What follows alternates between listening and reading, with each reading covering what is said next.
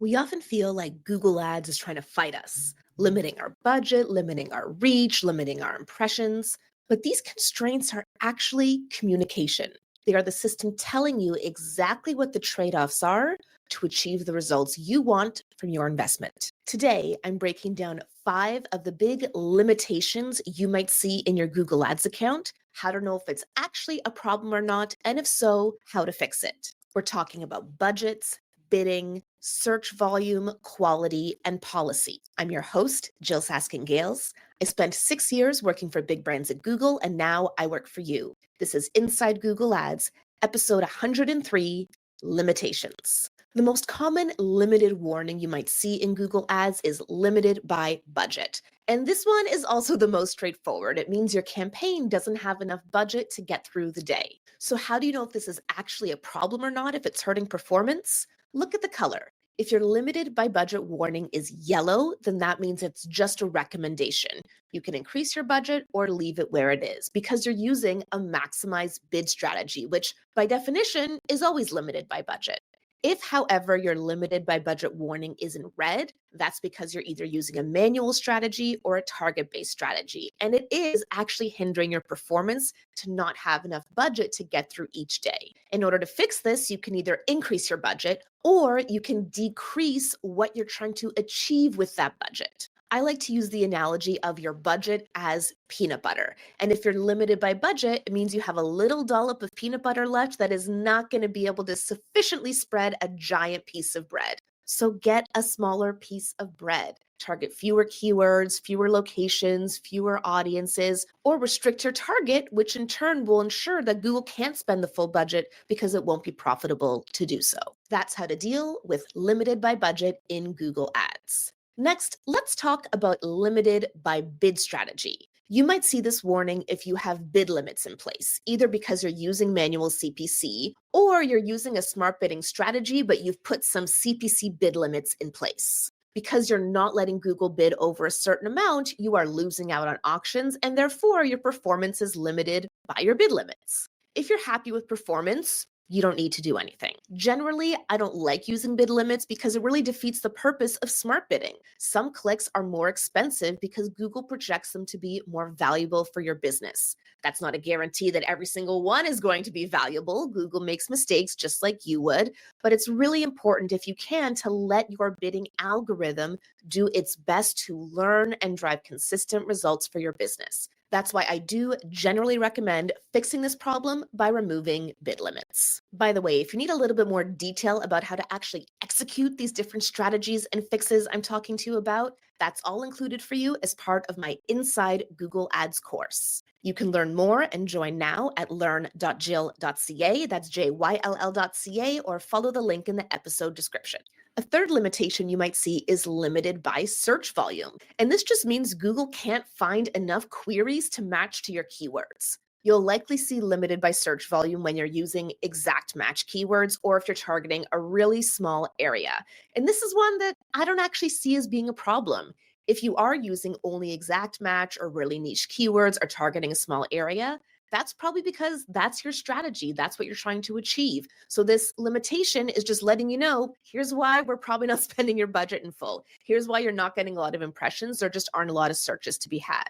So you can just leave this be. But if you're not achieving your goals, if you do need to drive more volume, then you can expand to more keywords, perhaps look at your search terms report and see if you want to expand that way. You can expand your match types, go from exact to maybe broad. I know that's a big strategic shift. You could target a bigger area, or you could try adding a demand gen campaign with a custom segment based on search terms, or go a little broader, maybe do an in-market segment or a life event segment to proactively reach more people who just may not actively be searching right now. If your search campaign is getting less than 10 clicks a day and it's because you're limited by search volume, then it's probably a good idea to think about different expansionist strategies to ensure you get enough volume for your business to get the results you need. But if you want to stick where you are, small, limited, that's all you need, by all means, power to you. The fourth limitation you might see is some kind of limited by policy. This may say something like eligible limited employment policy or eligible limited housing policy. And this means that Google has classified you as operating in some kind of sensitive interest category. When you are in a sensitive interest category, you can't use any personalized advertising features. That means no remarketing at all, including no customer match, no custom segments, no lookalike segments. It's not a problem though, as long as you have been correctly categorized. So, first things first, you're going to want to check the policies and determine, do you actually operate in a sensitive interest category? Because I've had a situation with a client before, a client who spends like millions of dollars a month on Google ads. They were classified as being in a certain sensitive interest category. And when I looked at it, I thought it was a little gray. So I suggested they reach out to their Google rep. They were able to get that policy flag lifted from their account, and they no longer had this limitation. But I would say that is more rare than common. Generally, if you do have one of these policies applied around personal beliefs or healthcare or whatever it might be, it is rightfully applied. And if so, you should have these limitations. It doesn't mean that your performance is going to be bad. It doesn't mean you're like not going to be allowed to enter auctions. It just means there are certain signals and things that Google's algorithms can't take into account because it's either illegal or unethical to do so. For example, in most countries, you're not allowed to discriminate against people in the hiring process based on age or gender. So if you're a job search site, you can't target based on age and gender, and Google's smart bidding algorithms aren't allowed to use age or gender when trying to optimize for which users to show ads to and which ones not to show ads to.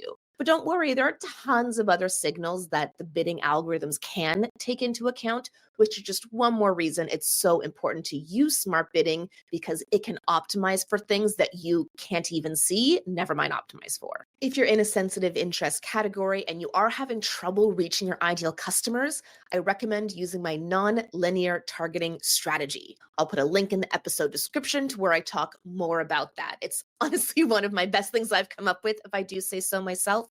And it's a great way to ensure you can get over this limitation, still reach the people you want to reach to bring them to your business and become customers. But for the most part, if you are limited by some kind of policy, there is no action needed. It's just the way it is to protect users, protect Google, and protect your business.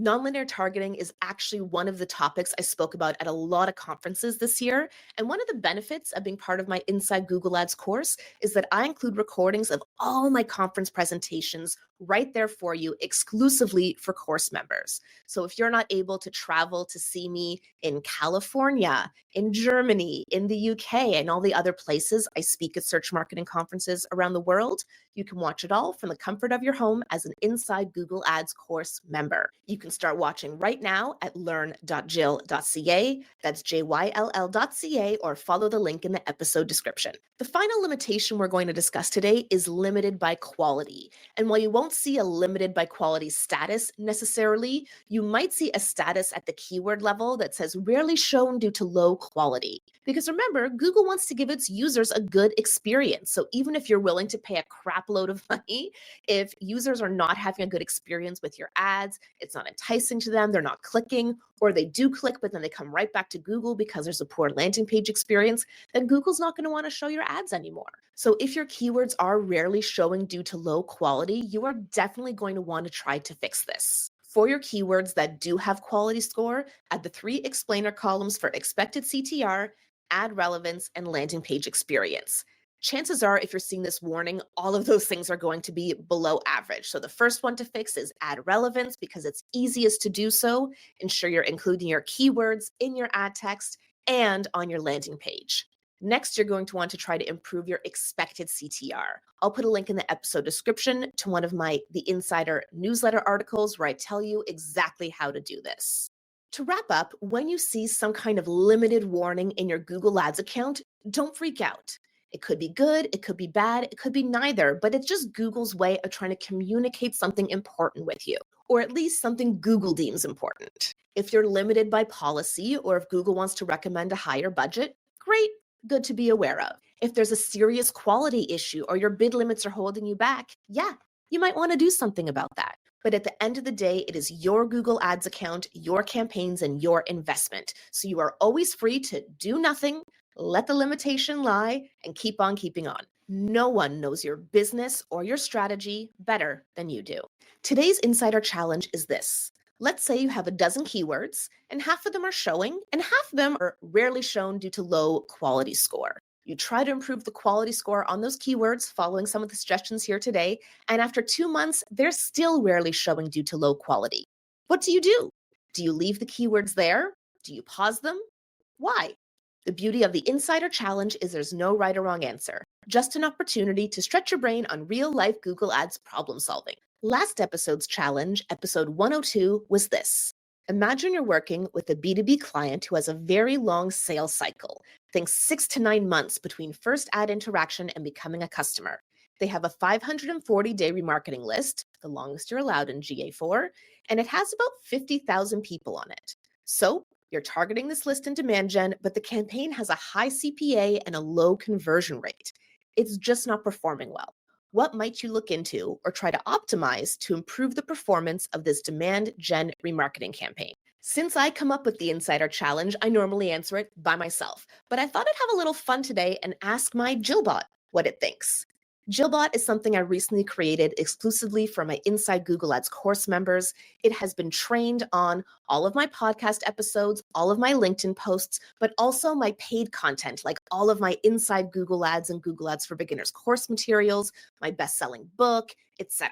So let's see how Jillbot solved this and see what I think and what you think. First, Jillbot recommended checking optimized targeting. And honestly, truth, that is the number one culprit of a remarketing campaign not working because optimized targeting is accidentally turned on. So good catch, Jillbot. Assuming that is not the issue here, next Jillbot recommends segmenting by recency. Targeting everyone who visited in the last year and a half in one bucket is inefficient because a user who visited yesterday probably has different intent than someone who visited 15 months ago. So Jillbot recommends breaking this into smaller segments with different membership durations. Since we do have a long sales cycle, 6 to 9 months, I would probably start with one that might be, I don't know, a 6-month list, and then maybe 9 months, a year, etc. Then you can potentially bid differently on these different lists, or something Jillbot didn't say, but that I would add, maybe you only want to target certain lists in certain campaigns and not other ones. Next, Jillbot recommends reviewing the offer and micro conversions. So if we have a really high CPA, a low conversion rate, we might be asking for too much too soon from people who are in the middle of this long decision-making process. Maybe you want to implement micro conversions here, tracking actions that indicate progress in the journey, like downloading a white paper, viewing a pricing page, or signing up for a newsletter. This will give your smart bidding a lot more data points to optimize for and see which users are actually engaged during that really long sales cycle. And then finally, Jillbot recommends, and I agree, reviewing the creative. Since you are targeting these same people for a really long time, you don't just want to have generic messaging hitting them over and over and over again. You want to ensure that your images or video assets are speaking directly to different pain points of those B2B buyers. You want to change it over so they don't get fatigue. And this is where that list segmentation can be useful because someone who's still in that kind of 6 to 9 months, really different than someone who maybe signed up a year ago. What do you think? Would you do the same or something different? And by the way, if you would like access to Jillbot, it's one of the many perks included exclusively for my Inside Google Ads members. You can join today at learn.jyll.ca, that's JYLL.ca, to get access to my Inside Google Ads course, monthly meet with me and guest experts, and the Jillbot. I'm Jyll Saskin Gales, and I'll see you next time inside Google Ads.